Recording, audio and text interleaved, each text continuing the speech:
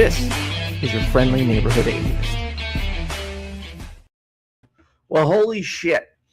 This is about to be, oh, sorry, I should have given you a trigger warning before I said a swear word.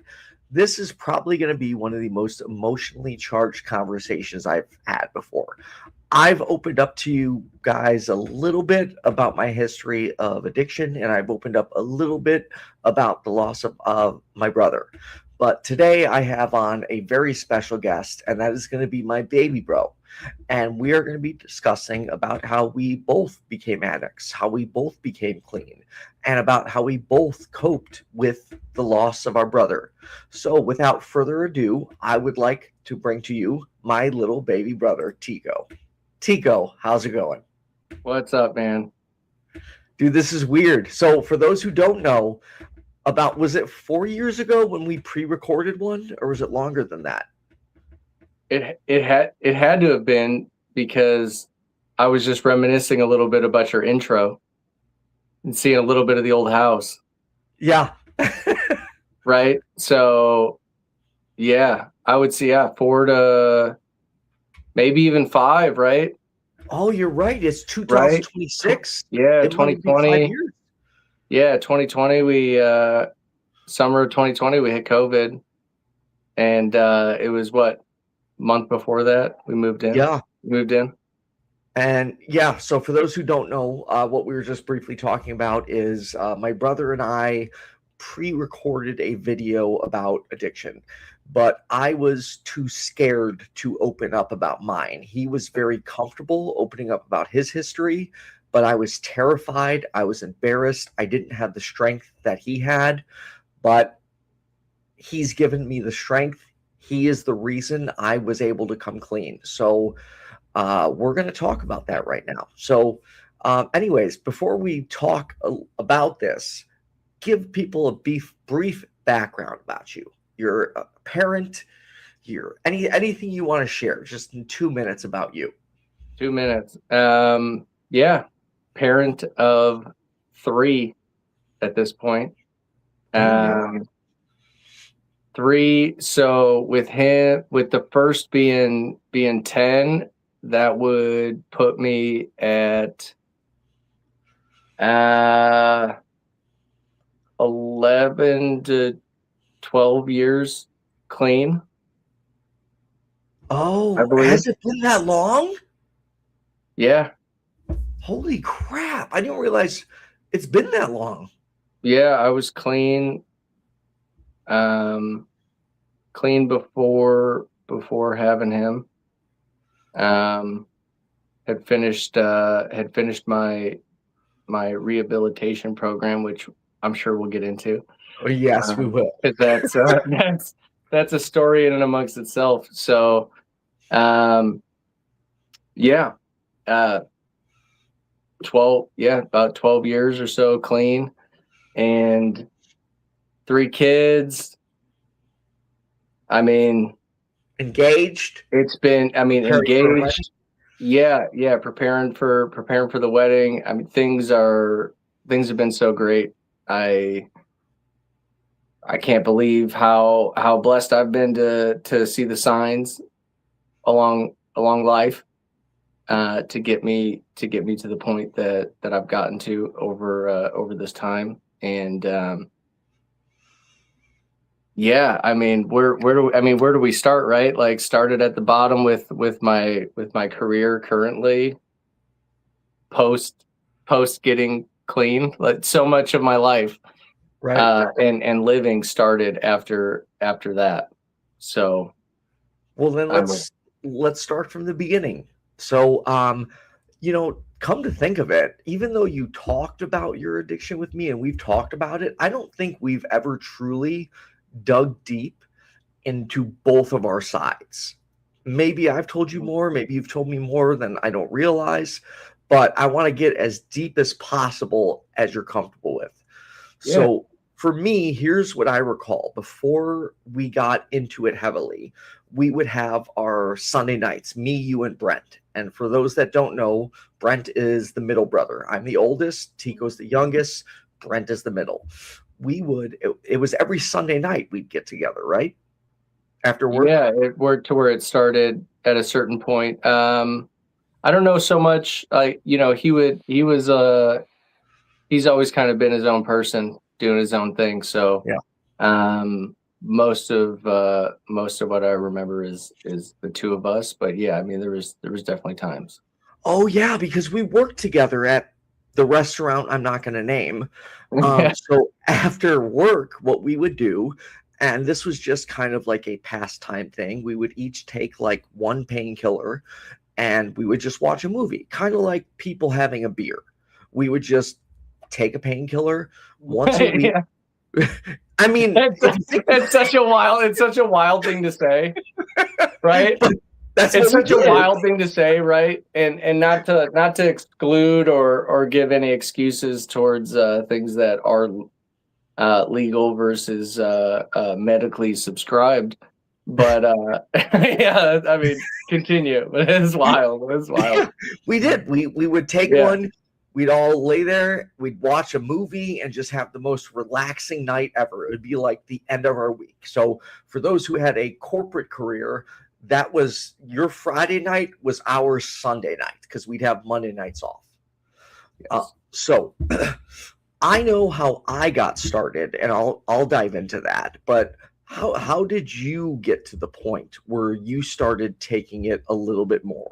We don't have to go into full detail just yet, but what was the point in your life where you started wanting to do it more excessively? I mean, I think that just came with the nature of who I am. Okay. Can you expand on that? Meaning that I get tunnel vision. ADHD, bro.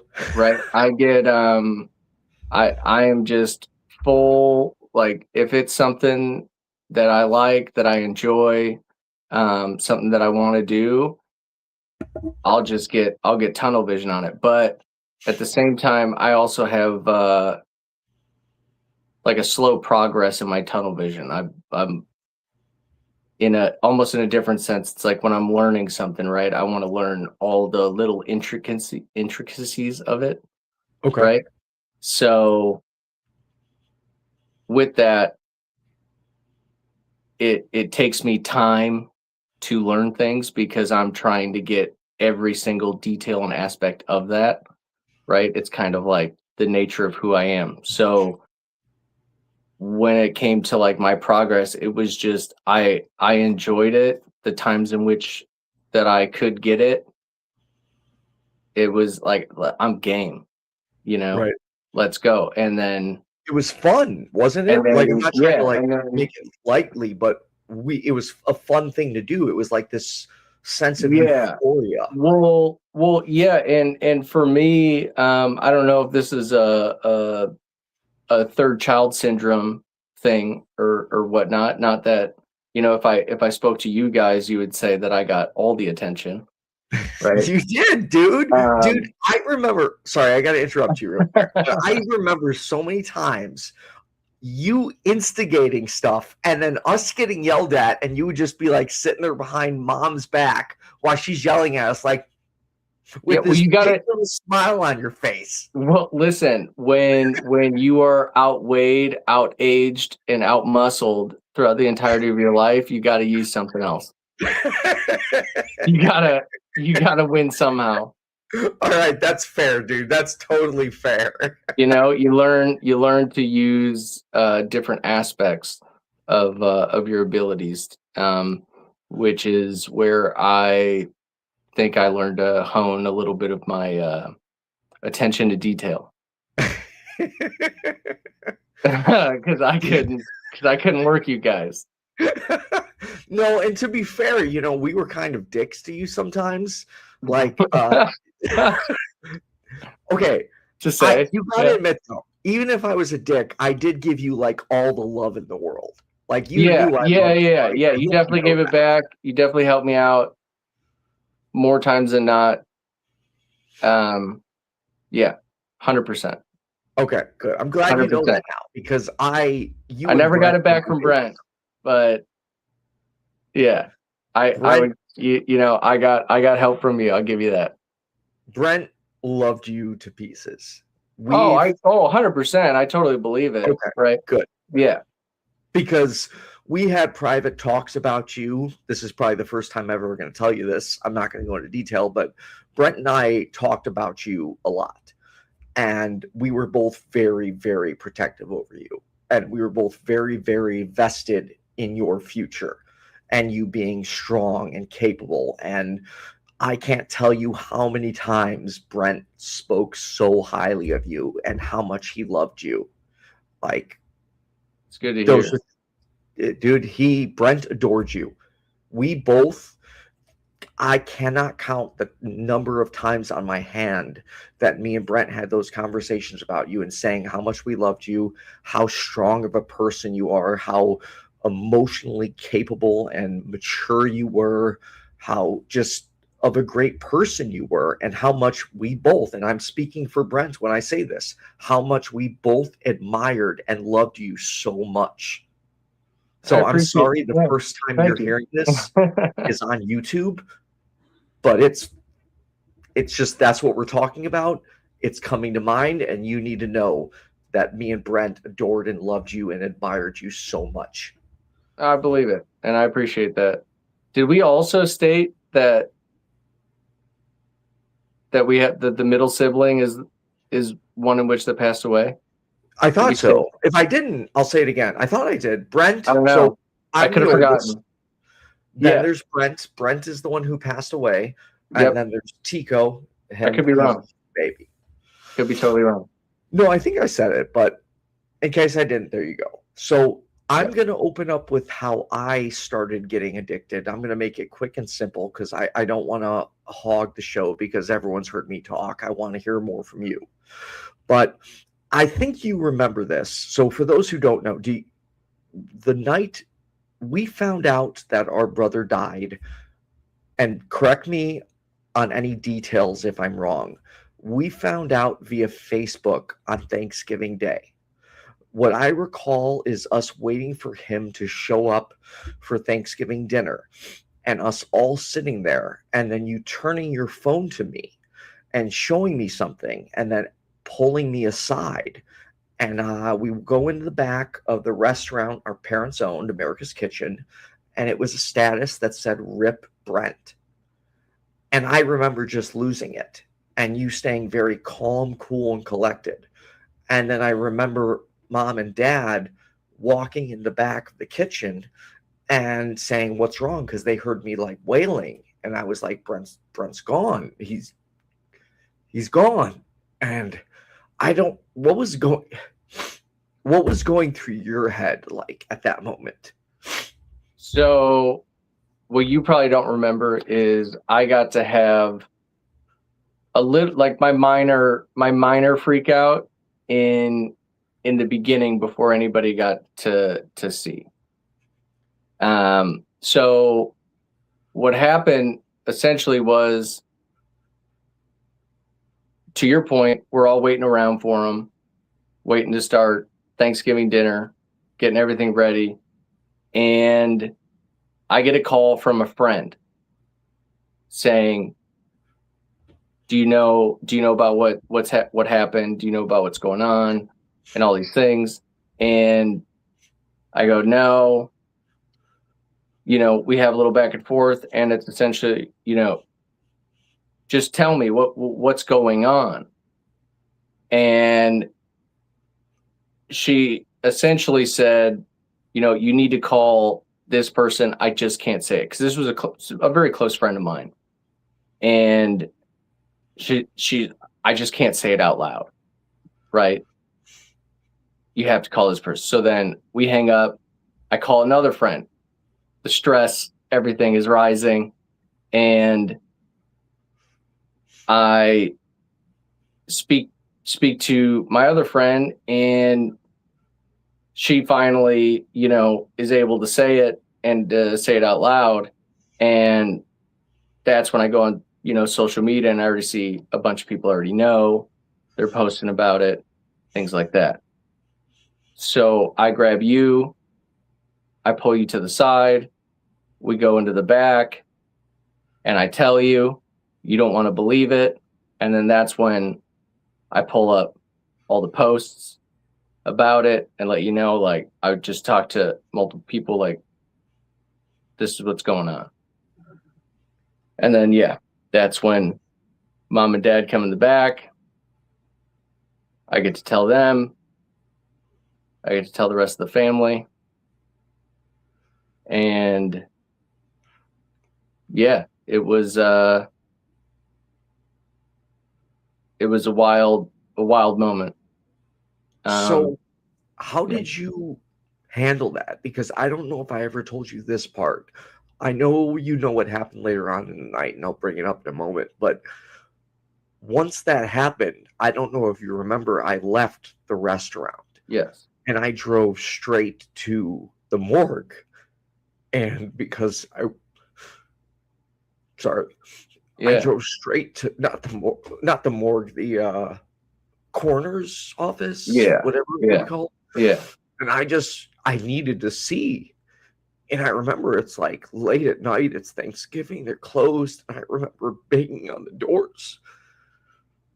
So how did you, like, what was going through your head? How did you cope? What got you through that day, that next day?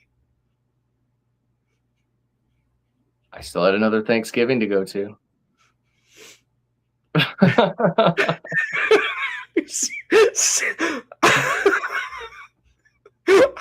I can't believe you're making me laugh about this. Are you serious, dude? Yeah. So there's, again, a lot of things that I paid attention to in life. A lot of the lessons and things that I've learned through just watching mom and dad, the things that they've bared through, hammered through. And, you know, a lot of the lessons that our dad has taught us throughout time, they really didn't start clicking until that moment. Right. And I can't say that I had any control over how I responded to it. It's just the way in which I've now come to realize that this is the way that I respond to things. And you've always been collected, very collected person, and I admire that very much. So there was somebody that needed to present the information, and somebody who had to give hugs and make sure that other people were okay. And from that point, I was dating somebody at the time who obviously didn't know anything about this happening, was just kind of in a position of, you know, getting to the point of, hey, my family has been here. When are you going to be here? Kind of a thing. Right. And so from my standpoint, the best way that I could come across going about it was, hey, I'm not going to, you know, essentially I'm not going to make it to meet your family for the first time, but I will be over and talk about it when I get there. Wow. You know, and that was kind of the point in which it had hit me, because I had to say it out loud. You know, and I got to be away from everybody. And yeah, that's the point. And even with that, it was a crazy thing to say out loud. And I don't know if it fully set in at that point, but it really started to set in within the first week. And it was probably the only time in my life where I had what I could equate to being like night terrors. Really? You had night terrors? Where I would wake up just sweating and freaking out. And if I didn't wake up, she would wake me up and be like, "Are you okay? You're talking, you're moving, you're doing all sorts of wild stuff while you're sleeping." Right? So yeah, that lasted like a week or two. Okay. And that's when I finally started to listen to the messages on my voicemail, because there was a lot. So, and that's when things started to hit. A lot of the tension from going to sleep started to go away, because I was just starting to release it. Yeah. But to your question earlier on in the conversation, right, about when starting to take more, I guess I come from a little bit more of a literal sense. So I'm like, hey, like it was just like a slow progression. But if we're talking about when the big jump happened, right? You know, if we were to say the big jump, as if the lesson wouldn't be, you know, do less, don't do that. Yeah, it was like, let's rock and roll. Let's do all of them. Right. You know? And that's like, for me, I remember that night because you and me both went back to Mama's house, our grandmother's. And I remember that night I specifically bought like 40 to 45 painkillers. And I, in my head, had two different ways I wanted to end my life. One was to take them all at once, and the other was to drive my car into a river. And at the time, you know who my partner was. I don't want to say her name, but she was the one that called me, that stopped me from driving my car into a lake. Yes. She did. Speak your opinions, people. Don't be around people that are afraid to speak their mind. No, people that challenge you in life. Those are the good people in your life. But that night, the second idea was then those painkillers. And I remember you were sitting in the front room and I was in my room, and we weren't really talking. I don't know what happened the rest of the night. It's a blur for me. All I do remember is, for me, that was the tipping point in when every day I started doing as many painkillers as often as I could. Do you recall what that first night was like? And is that officially when you started, like, as you just said, like going for the gold, so to speak? Yeah. So I don't, to the extent of going to her place, I don't even remember coming back, but there is a point in time in which there's a part of me that remembers kind of sitting in the downstairs at grandma's house, you know, and just kind of blank staring. Yes, that's what it was. Into nothing. So that's about the most I remember about that night.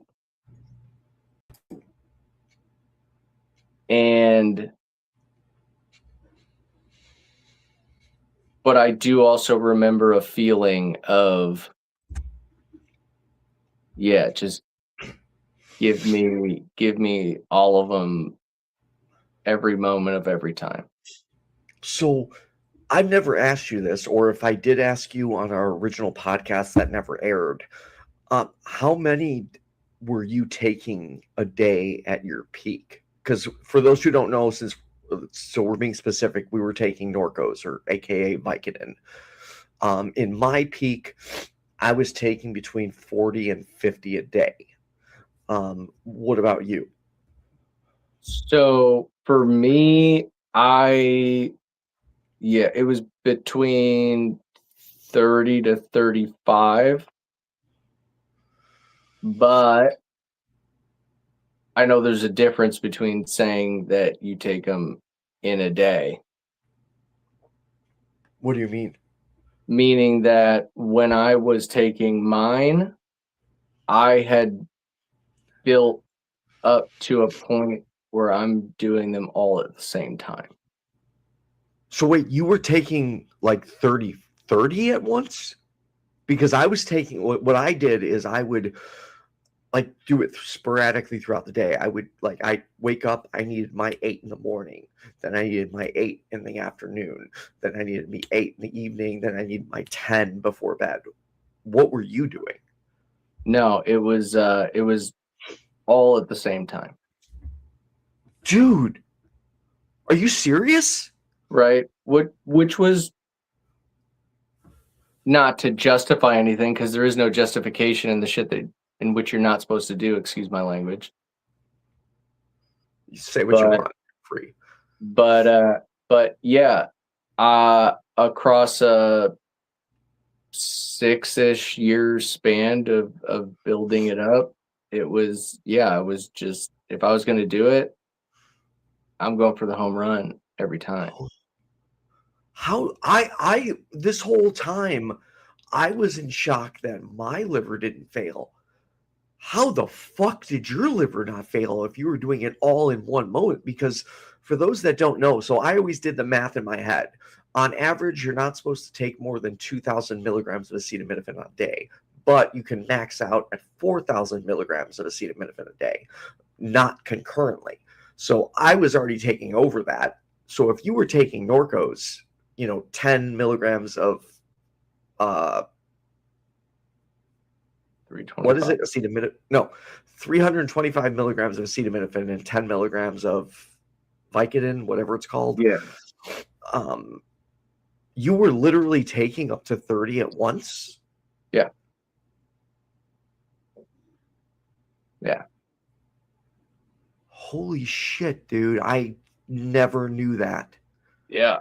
I think that's the same kind of same type of crazy idea, discipline, time, and consistency, in which afterwards got me to marathons and triathlon and century rides. And time and consistency can do a lot of things in the negative and the positive. So you would just down 30 at once, and that would be like your dose for the day, and then the next day. Well, yeah, but it's not like I was just like went from 2 to 30. That's crazy. Okay, yeah. So not to say that what I was doing wasn't crazy. I mean, it's absolutely crazy, and it's like, that's terrible. And dude, how did our livers not fail? How? Like, you know me, I'm an atheist. You're not. I don't believe in anything supernatural. You do. But there is still this little part of me, this little nagging thing in my head that goes, somebody was watching out for you. Somebody, I don't know. I know a lot of people that watching this are going to be like, oh, Ethan's being gullible. But there's still that nagging thing in my head that says, how did either of us survive that? Because realistically, neither one of us should have survived taking that much. How long, do you know how long your addiction lasted for? Because you quit sooner than me. I would say it's probably between 5 to 6 years. Were we really doing it for that long?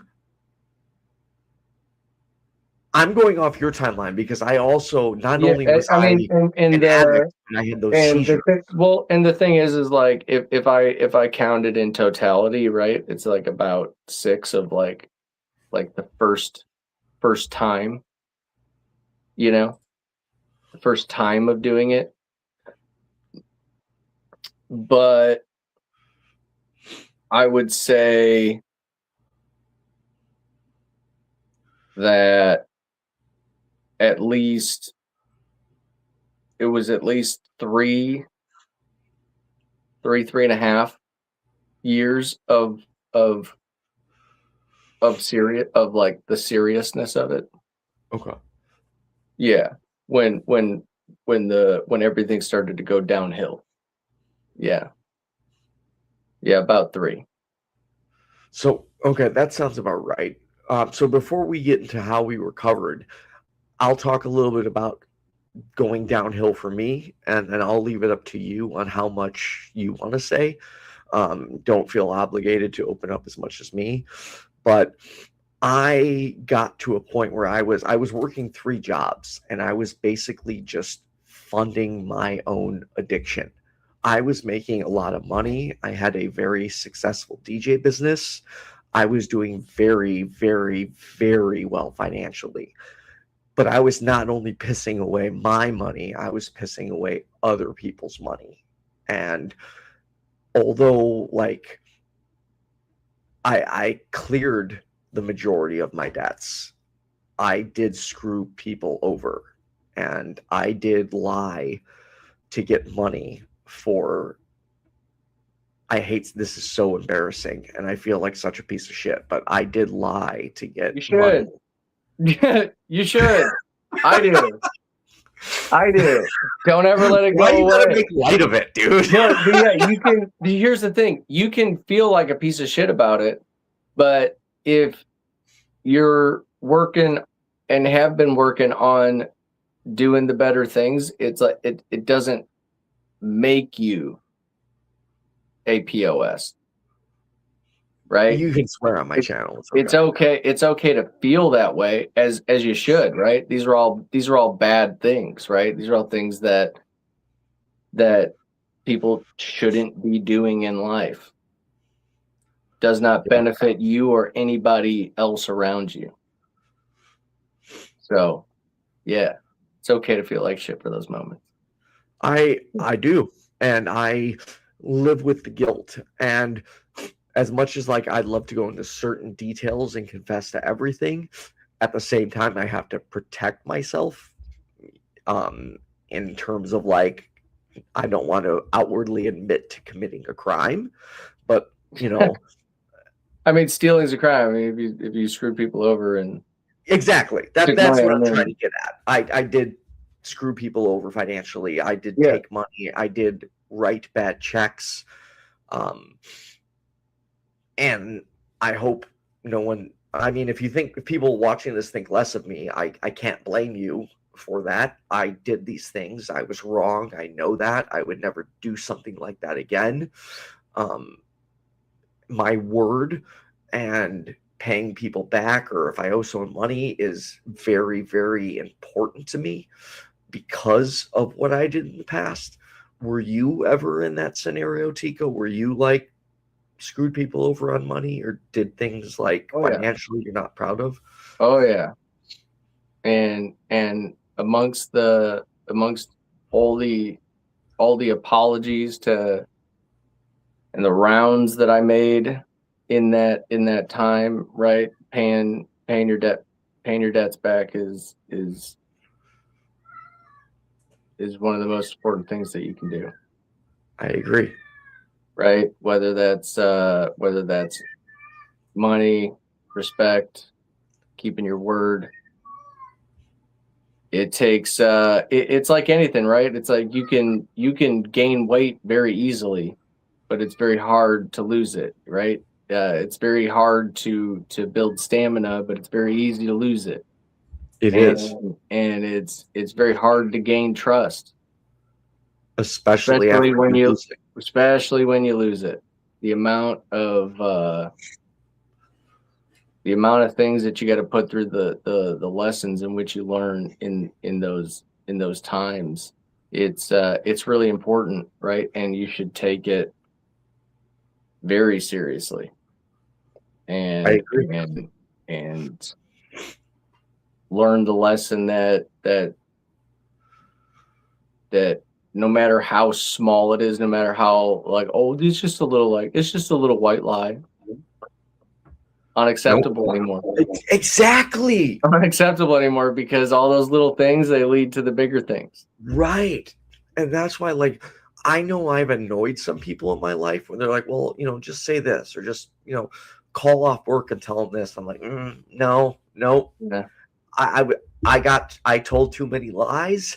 I'm not comfortable telling lies. I don't want to tell lies, even if they're little itty bitty ones, because as you just said, those little itty bitty ones lead to larger ones. So clarity and integrity is very important to me. And I don't want to speak for you, but I know for a fact it's important to you, because you are one of the most honest, down to earth, straightforward people I know.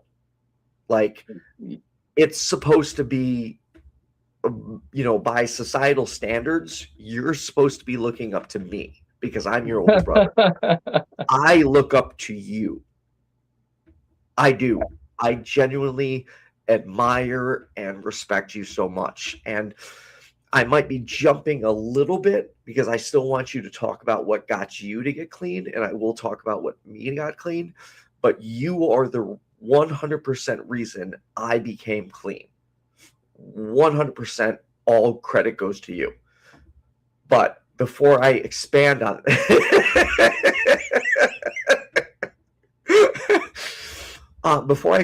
that, I want to jump back just a little bit. First and you can go with either question you want. How did you eventually cope and accept Brent's death? Or how did you eventually come clean? You can go either direction you want to go with first. So I guess the coming clean would lead to the acceptance. So okay. Let's go there. We'll start with the clean. So essentially it was, I'd gotten to a point in doing this, rock bottom, right? Yeah. And it gets to a point where you're doing it as sustainability versus any type of enjoyment. At least from my perspective. You're 100% right. It's not about like getting high anymore. It's about like, you just have to like keep your body safe. You don't want to feel the It's the worst, dude. It's those sweats, the stomach cramps, the anxiety, like even we'll get into that. Oh man. Go ahead. Yeah, that stuff's brutal, right? But getting into so it was essentially getting sat down from the parents, and honestly, it's kind of all I needed at that point. I just needed somebody not in my insane delusional world to just go, hey, enough is enough. Stop doing it. You can't be doing this anymore. And that's when, finding the program to go to, and it's this outpatient program. And who found that, by the way? Was it you or was it someone in our family? I don't, because remember. I only found about it because of you. I remember making the phone call, but I'm not entirely sure who had presented that to us. But going to this program, and man, bless our parents. Just so you know, Mom is watching right now. Those are the strongest human beings. And I was going to say this before you even said that, but strongest human beings that I know. Have they been through it? More than more than a lot of people will know. They And not only lost a son, but they had two sons who caved to addiction and yeah, I mean, did not so great and things that both of yeah, us are I mean, incredibly and damn, did they not ask for that with the amount of ass that they busted? You know, they worked their asses off. They were I great mean, parents. it's crazy to think how some of these things and if we think I don't know how it is now in the drug world or anything, but I would like to imagine you hear things on the news and the cracking down of things being prescribed and not just being handed out like candy from doctors on the left and right. So I hope that it's getting better out there. But it's crazy how accessible that they can be. So it is. It's scary, Right. scarily accessible. What was your like motivation? What was your kick Right. in the So ass? I know you said you essentially it was just like it was getting the talking to, and I was already like I felt like I was done with it, but I didn't know how to be done with it. Okay. Right. Because to what we were saying, like it's brutal not having it when your body, painful, dude. It's so when your body and your mind are craving it and everything. And I never got to experience the full blown version, all right, the cold turkey, if you will. But being a part of this outpatient program and again blessing our parents, I had to get a ride to this drove you, didn't she? to this place every single day of the week, right? And you have to earn your trust through therapy and clean drug tests. Yeah, because we had to go. It was 6 days a week, right? That's the clinic. Wait, no, Mom. Yeah, I think Sunday might have been the only day they were closed. Yeah. Yeah, it was Sundays. And I remember I only found the clinic because of you and Mom. Yeah. And I still remember one day, like, this is before I admitted to the family, even though like they all had suspicion because I had screwed everyone in the family over. It was blatantly obvious. But I still remember seeing one day like Mom outside the clinic, and I still to this day don't know if she saw me or not. But like I thought she saw me, and I like rushed to jump behind my car and hope she wouldn't see me there, even though it was like, come on, stupid, you've screwed everyone over in the family financially. You should like wake up. They obviously know you need help. But I still to this day, I've never actually asked her this if she saw me there or not, because I don't know. But it was, I don't know, but I'll tell you what, it's funny that you say that, because that's definitely a part of the addictive mindset, right? You'll find any way to justify the thing in which you want it to be. Yes. You it's like you're desperate. Like, it's not like you want to screw people over. You're not sitting there like, oh my God, I want to hurt these people. But it's like this. I hate saying this because I'm not trying to shift responsibility. I am responsible for my own actions. I made those poor choices. I screwed over my family and friends on money. And I'm not trying to just say, oh, well, it was addiction, so whatever. Please don't take it like that. I accept full accountability. But it's like this fixation and this need of not wanting to feel sick, of not wanting to feel like, I don't know how to describe it. Maybe you have the best way I've figured out about saying it is you just find any way to justify the thing in which you want. You do, and you don't want to. I don't know about you, but like anytime I screwed someone over or wrote a bad check or like, it's wrong. You know it's wrong, right? And I'm a piece of shit for that. I know that. It's just like you justify it for the want of the fixation. Right.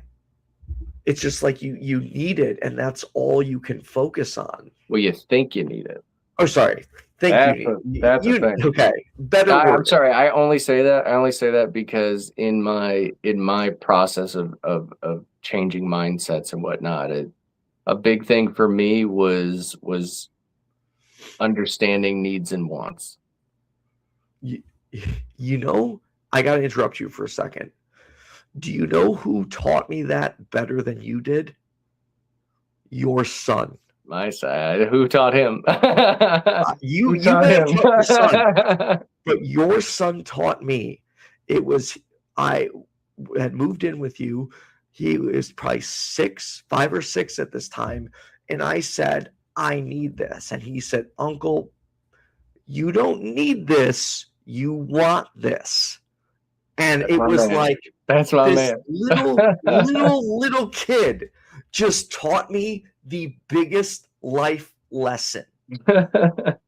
And to this day, that lesson you taught your son, who to me is the most amazing person on this planet, he taught me the greatest life lesson in the separation of knowing what you need versus what you want. A child taught me that. And you have raised the most amazing child on this planet. I appreciate that. Yeah, he's he's special. That's for sure.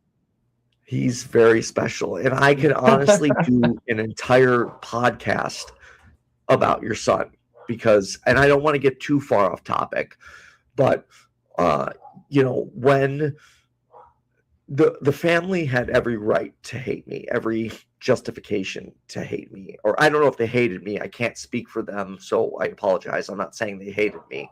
I'm just saying they had every justification not to want to associate. I'm not upset with you. I'm just disappointed.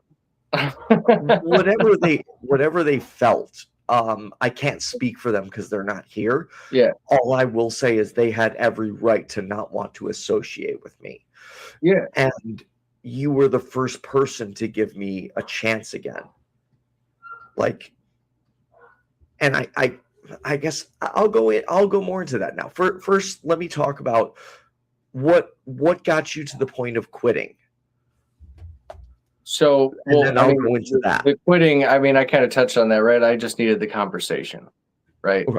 So then I stopped. I was done. I'm going to the outpatient. I'm earning my trust, because once I started the program, there was no looking back. It was feel the guilt and do better, right? Feel all of it and just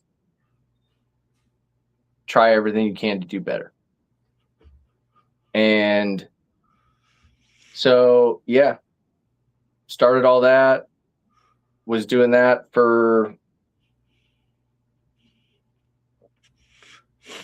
I don't even know how long it was. It's been so long. My time frames correlate a lot with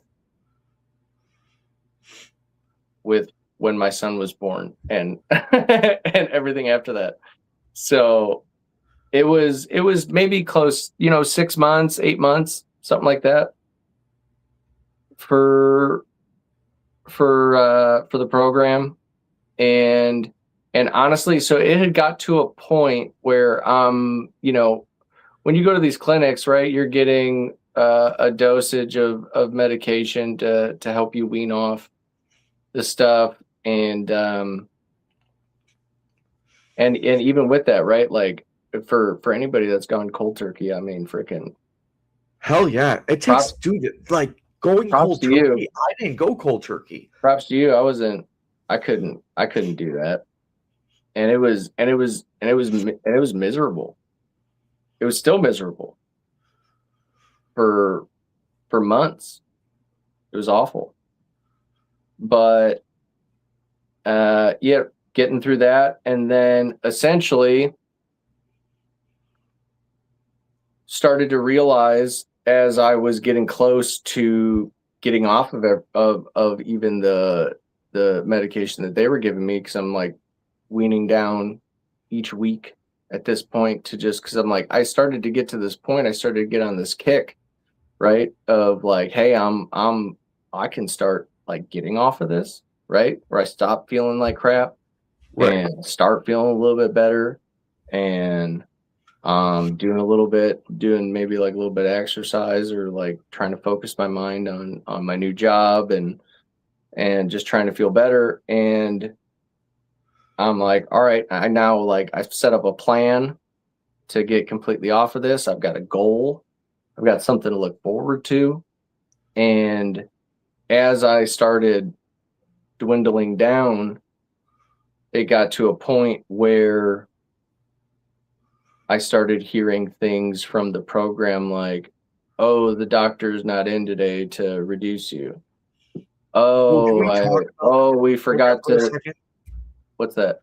Just so people know how we got clean, we went to a methadone clinic. Yeah.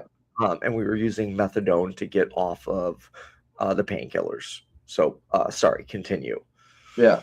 So I'm getting to a point where I'm getting close to being off, and it was, oh, the doctor's not in today. Oh, doctor forgot to sign off on that. Oh, I forgot to submit that.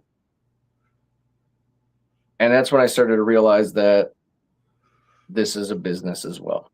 Yep. It was a business. To the point, oh, this is so funny. If she's watching it, I'll probably talk to her about it after this, but if my fiance is watching, she's going to crack up about this. But we had a conversation the other day about all different types of things, whether you want to think about it or not. It's a business. It is. And yeah, so this was a business, and right, they need people coming through. And I started to get some hiccups on me getting there. And after about 2 weeks of getting screwed over on getting reduced, I was like, you know what? I'm low enough. I appreciate everything you guys did for me. Goodbye. And I respectfully hope to never see you ever again. And they're like, you're not going to finish? I'm like, I've been done. Yeah, once you decided you were done, I remember that last conversation with the therapist, because I'm like, listen, I'm not holding you in regards to any of this stuff. My eyes have been opening more and more over time, and I think you know that I'm good, and I know that I'm good. I've not failed one test since I've been here, and I've done nothing but progress, and I'm done. So I'm out. Sign me out. I'm gone. And that was probably one of the first times in life that I realized that there are some people, respectfully, that you never want to see again. Exactly. You know, in a good way. And yeah, so that was that, and from that moment it was just I'm done. And that's when I just started. That's when I feel like I actually started living for myself. That's when you started doing yoga, right? Not immediately after. It was probably, yeah, I mean, yeah, 6 months, a year or something after that. I was kind of in and out of the gym, just trying to like inconsistent, but still like just kept going and like not giving it up, trying to do more, trying to keep myself busy, find something that like I actually like in life. What do I like? I have no idea. I'd been a zombie for years, right?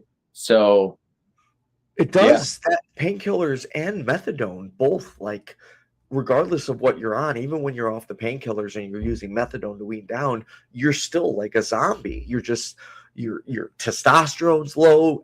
I don't know all the medical. It's something. I forget the exact medical thing, but they all dabble with the serotonin or the certain receptors in your brain, right? That essentially messes with your emotions. And so it took a lot of time figuring out what I wanted, what I liked, what I wanted to do, and all those things after. But then after that, it was almost like from that moment of getting off and being done with the program, it was the best way that I could describe it is from that moment. It was almost like a Mario Kart track. You know, when you hit the when you're driving and you hit the ramps with all the arrows on it, and it gives you the boost. You go, like you zoom right past, and it gives you the boost, right? Yeah. Like there was just like these things that were coming in my life and hitting me, and it was just like this ramp to just like, hey, keep going, and I'm, you know, every time I look back at all the things that happened, including, you know, even the addiction, right? Like sometimes you have to hit that deepest point to get yourself up and out and to stay out, right, and to not go back, right? And so I look all the way back to even to the death of our brother and everything, and it's like I look at everything as like this massive blessing of lessons to turn me into the man that I've needed to be, to have such an amazing fiance, to have 3 just like beautiful kids, and you do have 3 beautiful kids, and you know, to even be able to do even though your youngest doesn't like me and cries every time I hold her. Do you know how sad that makes me?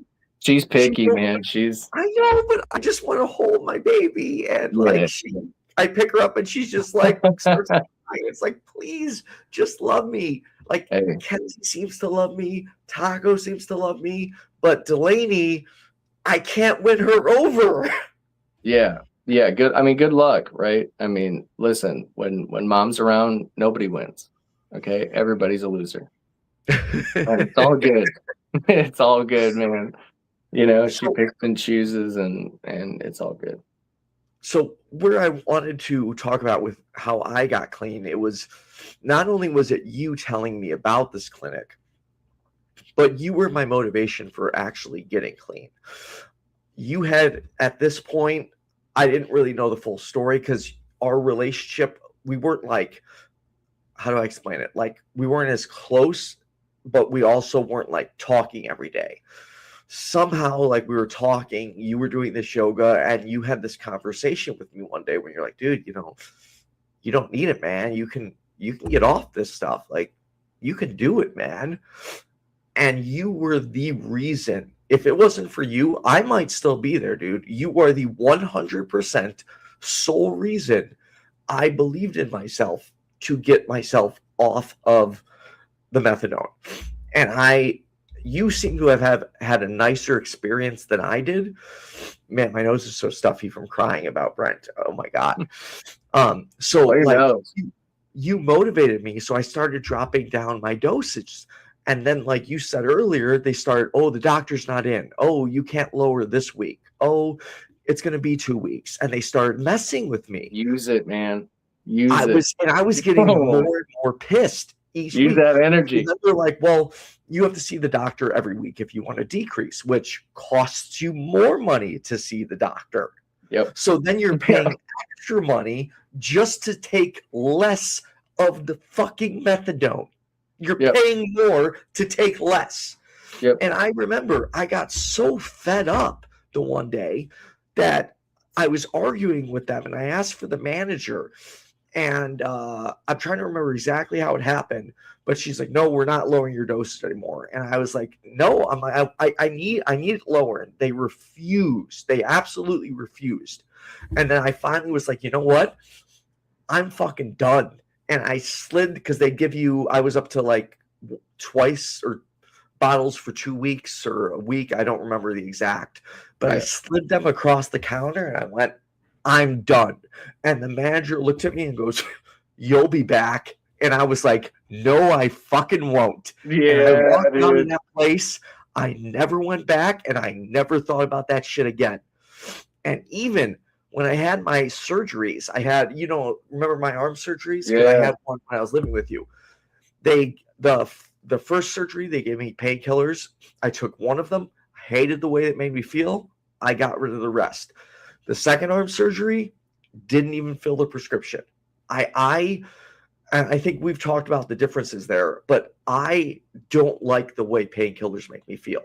I hate them. Not only mentally do I not like the way they make me feel, but it's just like this icky feeling because I remember thinking about painkillers makes me remember how I hurt the family, how I hurt my friends, the people I screwed over. It's just like this utter disgust for it and utter disdain that I couldn't get addicted to them again. I can't do that. I can't hurt people like that again. Yeah. But for those watching, seriously, like my baby bro is the reason I got clean. I don't know what I would have done without him. And not only that, while there were people in my life who were supportive, you were truly the first person that really just gave me a genuine chance again. And I remember I was getting trying to find a place to live at this time. And I remember you saying to me, "Oh, why don't you come live with me?" I remember us on that walk. I don't know how well you remember it. And I laughed at you. And I was like, Yep. I'm not living with my little brother, dude. Look how old I am. I'm not doing that. And then, my, at the time, wife, I don't want to say her name just because I don't have her permission, but she encouraged me to live with you. My other best friend, he encouraged me to live with you. And then it was like a last minute decision. I moved in with you, and I almost ended up moving in with these other two girls who were looking for a roommate. I still remember. I go, oh my goodness. It cracks me up because we had our conversation, you end up moving in, and then it wasn't even 2 months. It had to have been maybe a month. The world shuts down. Yes. COVID 2020. And you were going to move in with these two random people that you never even met, just looking for a roommate. And I go, oh, could you imagine getting locked down? Right. And I didn't have a workable arm because you remember they had me in that brace. Yeah, and and it was a last minute decision to move in with you guys. And I was dreading it. And I still remember I was bawling my eyes out the first night I spent the night at your guys' place. And I remember the next day waking up and going in the front room, and my little nephew, who of course I knew, but I didn't really have that relationship I have with him now, just comes running up to me like I'm just his best friend in the world. I don't remember what he wanted to show me, but he wanted to show me something, all excited, and just showed me all this oh, look at this, I'll go do it, and all excited. And it's just he gave me so much love. And although I don't have a child, and I'm not going to say I know what it feels like to have a child, your son is the closest thing to what I feel like I'll ever have to be a child. And the love, the unconditional love that kid showed me. And dude, I hate saying this. I feel guilty saying this because COVID was a horrible time. But for me, you and him, we had the time of our lives. Oh, At least for me. Thing. I don't want to speak for you. I say the same thing. I always started off by saying that I don't know what it's like, and damn, some people went through a real hard time, right? Oh, horrible times. Everybody's got different versions of hard times and good times, and sometimes they happen at the same time. Right. But man, it was a blast. Yeah. We had so much fun. It was awesome. Memories pop-ups. It was awesome. It was, dude. And seriously, it's you you saved my life from my addiction, and you saved my life, and you and your son saved my life at a time where I was at my lowest, where I was like, just I was lost, and you and your son just you. I'm sorry, dude.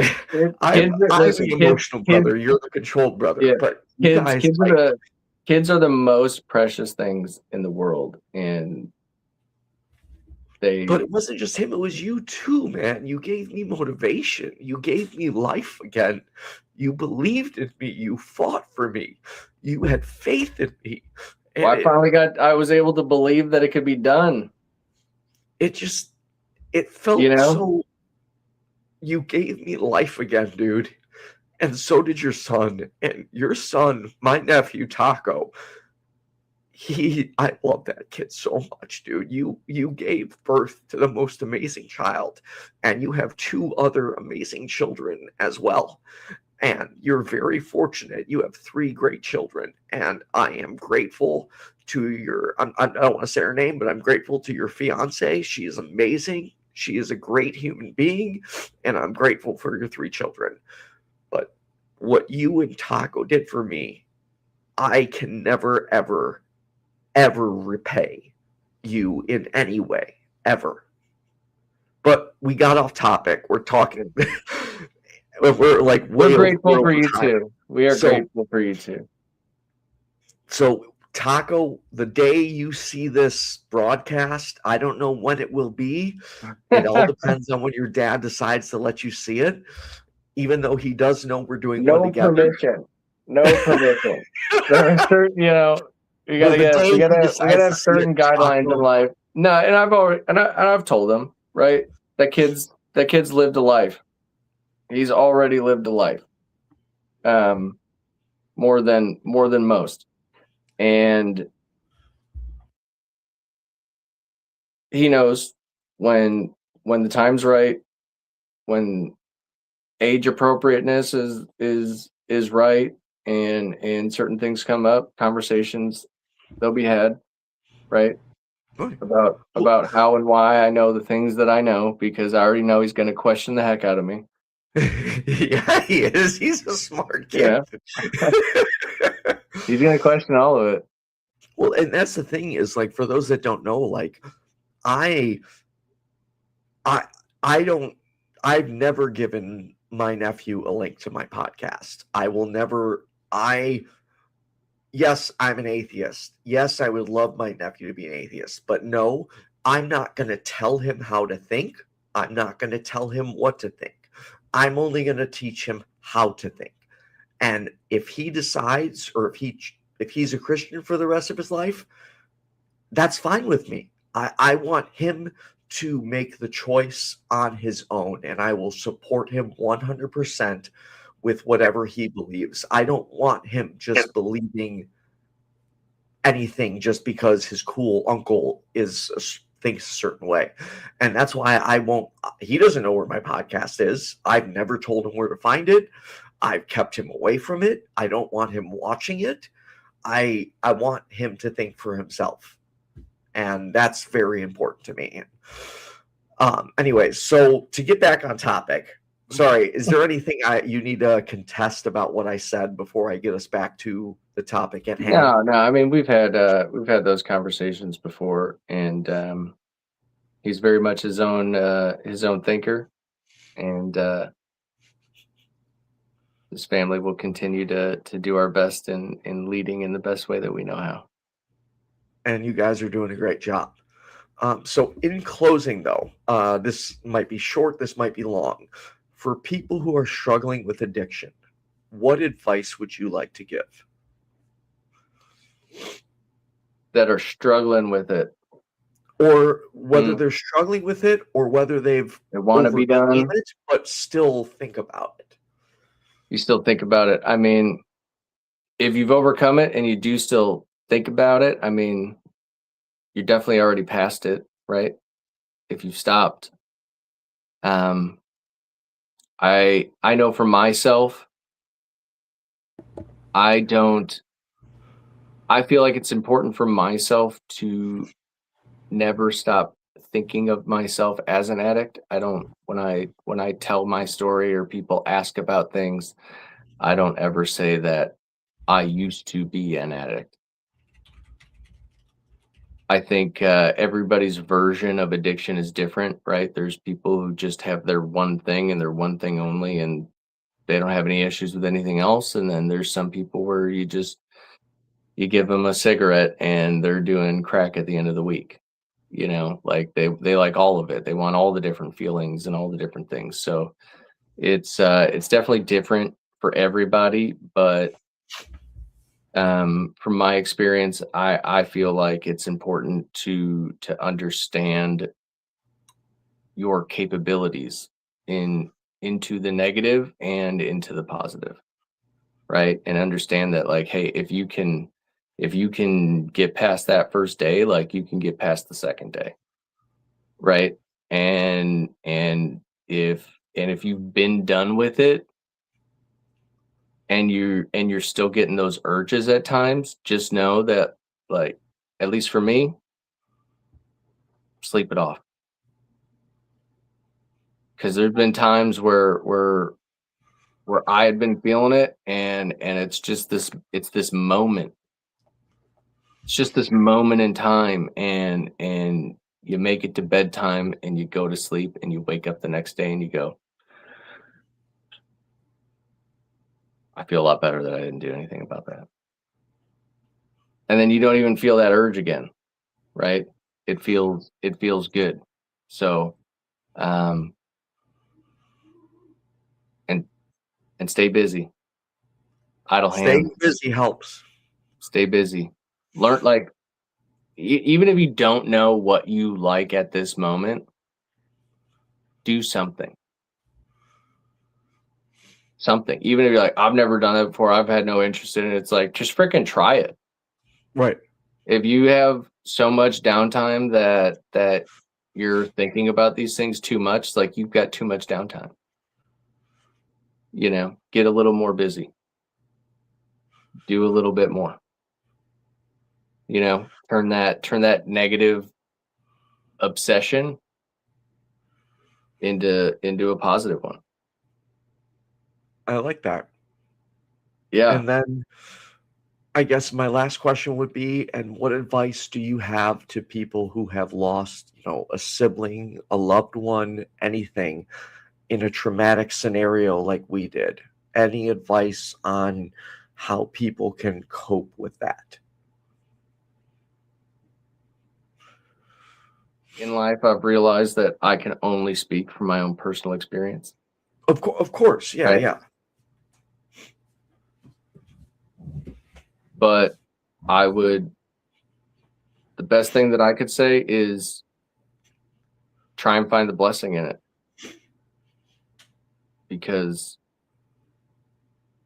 there is a lesson to be learned in the things that happen in your life. And you should pay attention to that. Really pay attention to it. And there's nobody or anything is out to get you, right? In a general sense, right? If we're talking specifics, like, obviously there's been times where someone was gunning for somebody and Right. and bad things happen. But yeah, in a general sense, it's like, just, yeah, you gotta, things happen in life, and you can sit around and just blame other things and other people, or you can take some accountability in your life. And that doesn't mean that it's your fault that somebody else passed away, or something bad happened to you, or whatever the case is. Take the responsibility in your life of the things in which you can control and make those changes, and put your effort and energy into that, because if not, then what's it all for? What are you what are you walking around this planet for? You know, like find a purpose, and whether that's for yourself or for others, for family, for children. I mean, whatever it is, find that purpose, and everybody can make a difference, whether it's small or big, whether you get YouTube famous, Netflix famous, you know, or only 5 people hear about it. I mean, you can change your world, right? Life is a perception of your own reality. So make the changes that you need to. I think that's pretty sound advice. Before we close out, is there anything you think I missed or that we need to touch on? We got fan questions or something? What do we got? Actually, no. Surprisingly, despite the people watching, while there's been comments, there's actually been not a single question. Look at that. I All know. good. I think people were invested. So, yeah. Not a problem. Well, if there is, I don't mind this stuff. It doesn't. I've accepted my demons, and you know, you gotta move forward. So yeah, if anybody's got anything, otherwise, I feel pretty good. How do you feel? Good. I feel good. Emotional. My nose. I can't wait to blow my nose. I don't know why you haven't yet. You've just been sniffing this whole time. I know. I was thinking about Fred, dude. It made me cry. Yeah. So, you know, I guess in closing, what I would like to say is to my family, thank you for like giving me a chance again. To my 2 best friends, I'm not going to say their names. Let's just say thank you for not giving up on me at my worst. To you, Tico, thank you for changing it from you looking up to me looking up to you. Because if 5 years from now I could be half the human being you are, then I'm in a pretty good fucking human being. You have 3 great children. You have an amazing fiance. My family, I love you very much. Taco, when you watch this, just know I love you to pieces. And I love all of your children to pieces. And you all are special to me. So there's no favorites in this game, dude. I know. That's why I said I love them all to pieces. Look at that. So, Kenzie, you're too young to watch this right now, but just know by the time you watch this, you will have already received a computer from me. You won't see this for like another 8 years, but don't worry. Pretty soon you'll be getting a computer just like Taco got, because you deserve one just as much as he does. And Delaney, you're not getting one for like 8 years, but like when you're like 8 years old, trust me, your uncle will get you a computer too. Oh man, hopefully she doesn't even know technology. That'd be cool. No, I'm sorry, dude. I'm gonna spoil your kids with technology. I have to. I'm the uncle. It's a good creation. All right. Well, Tico, don't disconnect. Everyone, thank you for watching. Hope it wasn't too emotional for you. Thank you to my patrons, especially Cindy PLAZA, who has supported me for many, many years. And to close this video with something really cute, here's a reminder of how cute the cat is. My old kitty Band-Aid was. And Tico, thank you so much. Pleasure. Say something? Say hi, Band-Aid. Good boy.